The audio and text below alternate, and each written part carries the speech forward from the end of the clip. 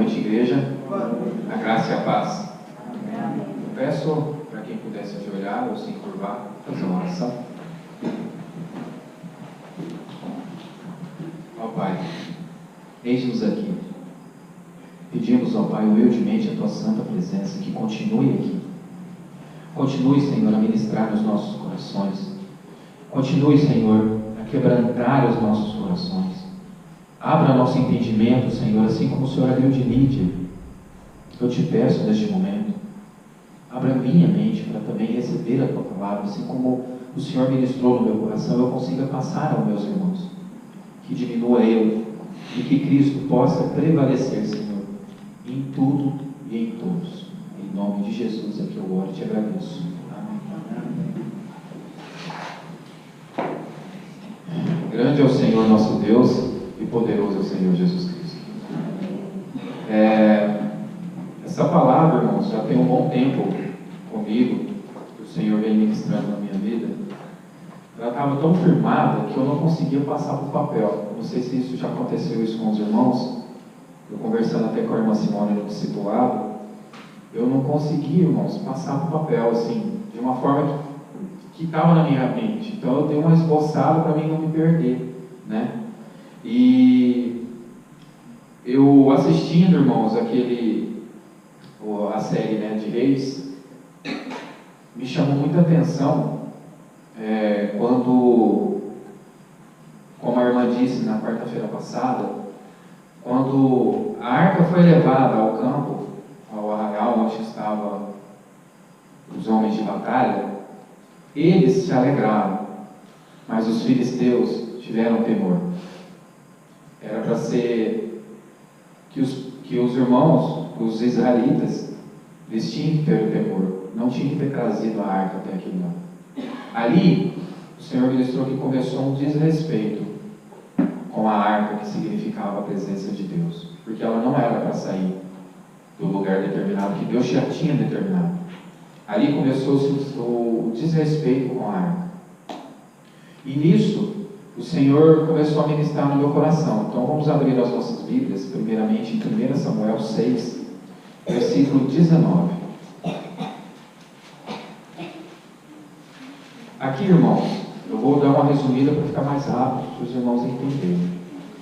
Quando a arca foi levada pelos filisteus, eu falei assim, Senhor, mas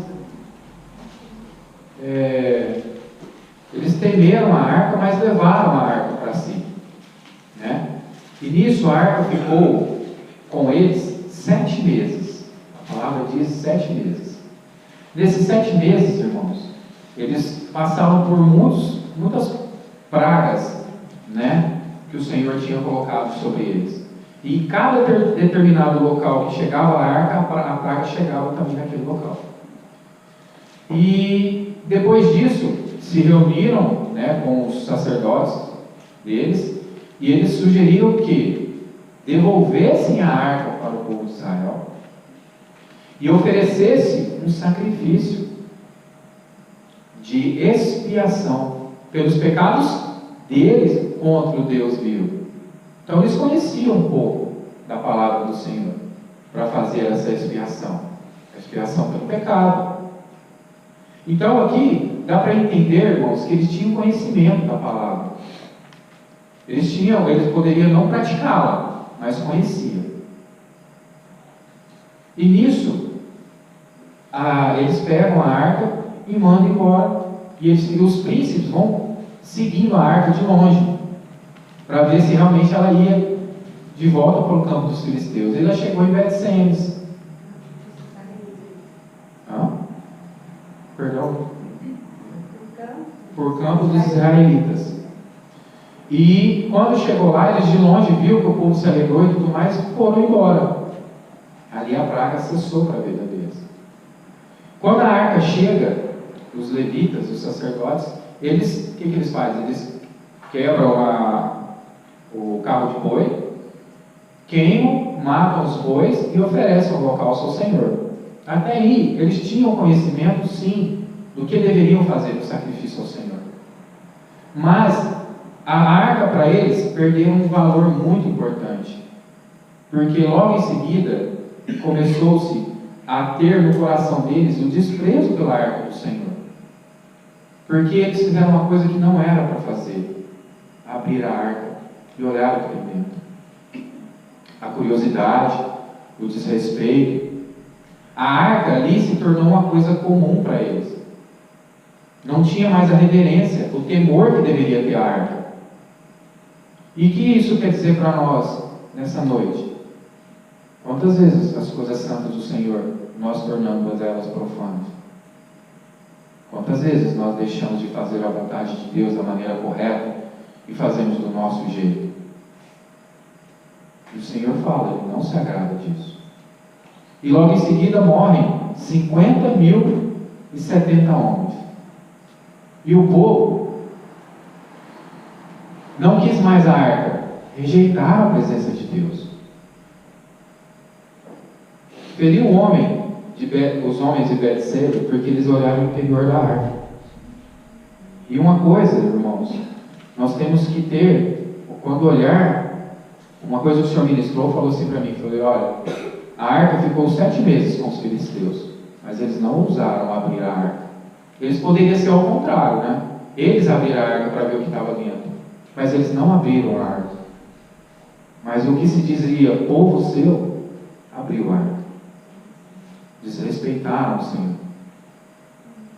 Desrespeitaram a presença do Deus vivo. E veio o castigo pelo povo. Ao ponto deles rejeitarem, eu não quero mais, nós não queremos mais a arca. Resumindo, não quero mais a presença de Deus aqui no meio da gente. Primeiro Samuel 7, do 2 e 3. E sucedeu que, desde aquele dia, a arca ficou em Kiriat Jearim. E tantos dias se passaram que chegaram até 20 anos. E lamentavam toda a casa de Israel após o Senhor.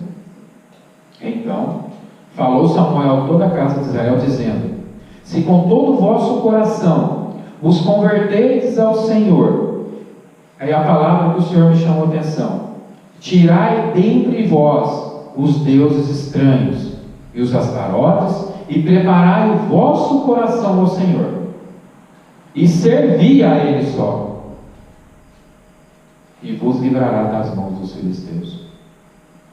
Tirar dentre vós e preparai o vosso coração. Significado de dentre: tudo que tem ligação, tudo que tem relação. Tira de dentro de você, tudo que tem ligação com o pecado, com o orgulho. Tira a relação que você tem com o relativismo. Tira de meio de você. Arranca do meio de você. Aí sim eu vou começar a te tratar. Eu vou começar a te moldar. Mas eu tenho que cortar as relações, tirar do meu meio, tirar de dentro do meu coração os pecados que o Senhor já tem me revelado. Pergunto para a igreja: quais os pecados que dentre vós está relacionado com você, que o inimigo cochichou e você aceitou? Tira dentre vós. Versículo 6. E congregaram-se em Mispa, e tiraram água, e derramaram perante o Senhor, e jejuaram aquele dia. E disseram ali: pecamos contra o Senhor. Tiraram água e derramaram um símbolo de sofrimento, reverência ou se prostrar ao Senhor. Eles reconheceram, eles se prantearam. Também significa se prantear, se lavar. Em Deuteronômio, eu não lembro o capítulo, mas o Senhor fala: manda o povo para que se purifique durante 3 dias. E quando o povo foi para que chegasse à presença do Senhor, para que ouvisse a voz do Senhor, o povo não conseguiu. Por quê? Eles não se purificaram da maneira correta. Não purificaram a sua mente, o coração, as suas intenções. não purificaram, não se prantearam, não derramaram águas perante o Senhor. Porque um coração contrito e quebrantado o Senhor não despreza.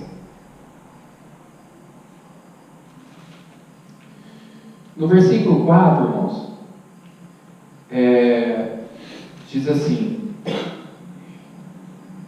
então, os filhos de Israel tiraram dentre si os Balaíns e os Astarotes e serviram só o Senhor. Os Balaíns, os Astarotes e Baal eram deuses cananeus, Balaíns e Astarote eram deuses cananeus da natureza. Então eram todos deuses. Baal era o deus da fertilidade, e Astarote o deus do amor e da guerra. Tira o que tem de contenda dentro do seu lar. Tira o que tem de contenda dentro da tua mente. Tira o que tem de contenda dentro do teu coração. Limpa, se prante perante o Senhor. E buscai o Senhor enquanto se pode achar. Invocai-o de todo o teu coração.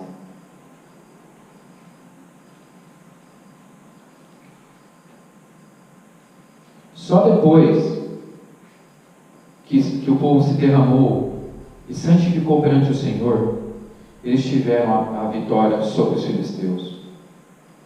E uma coisa que o Senhor me chamou bem a atenção, vamos ler os versículos 10 ao 12.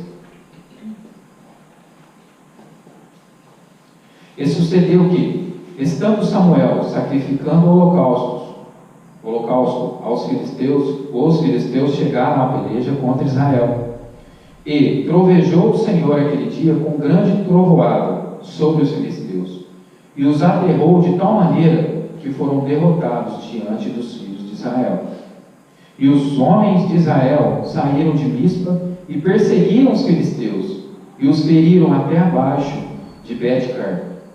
Então tomou o Senhor uma pedra e a pôs entre Mispa e Sem, e chamou o seu lugar Ebenezer, e disse: Ebenezer. E a palavra do Senhor que é para nós nesta noite: até aqui nos ajudou o Senhor. Irmãos, quem aqui pode falar que o Senhor não está ajudando? De qualquer maneira, quem teria essa ousadia de falar assim: o Senhor não está me ajudando? Até aqui o Senhor nos ajudou. Como a irmã mesmo disse, na luta que ela veio passando, o que ela disse? O Senhor me ajudou. Quarta-feira passada o irmão falou que o Senhor me ajudou. O irmão não sabe, mas assim como a irmã, essa palavra foi tremendamente no meu coração. Porque então, irmãos, eu estava tão apático, oprimido, eu aceitei a opressão do inimigo, irmãos, de uma tal maneira que eu falei assim: eu vou parar de trabalhar como eletricista, vou arrumar um serviço aqui, eu vou parar. Tão oprimido que eu estava, ao ponto de, na reunião dos homens, eu conversar, aí o pastor falou: você vai aceitar essa opressão do inimigo? Você está sendo oprimido. Isso trouxe muita contenda, e isso começou no meu coração a contemplar pecados, a ser relativista com os pecados. E aí eu peguei e falei assim: Senhor, então chega. Porque até na hora do dízimo o pastor olhou para mim e falou: posiciona. Eu fiz assim para ele, eu entendi. E nisso, irmãos, foi tão tremendo que eu falei assim: eu vou me posicionar.